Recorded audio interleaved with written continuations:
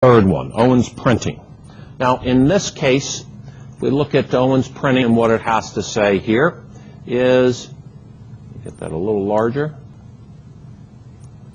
Okay. Owens Printing recently reported $10,000 in sales, $5,000 in operating costs other than depreciation, $1,250 of depreciation. The company had $3,500 of bonds that carry a 6.25% interest rate. Its federal plus state income tax rate was 40%. During the year, the firm had expenditures on fixed assets and net working capital that totaled $1,250.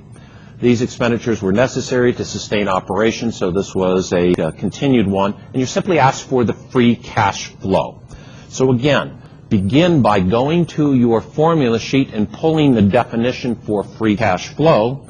And in the case of free cash flow, what we want to be doing here is to find our EBIT, take out the taxes, so 1 minus the tax rate, add back in depreciation and amortization, and then subtract our net investment. Okay, and by our capital investment. So we look at our capital investment here, and that would be both the capital equipment and the means to support that. So first thing we need is to find EBIT.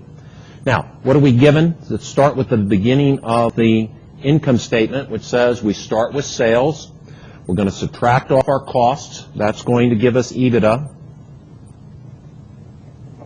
From there, we subtract off depreciation and amortization to give us EBIT. Okay, so we've got sales information of $10,000. Tells us costs are $5,000. That gives us EBITDA of $5,000. We're going to subtract off depreciation and amortization of $1,250.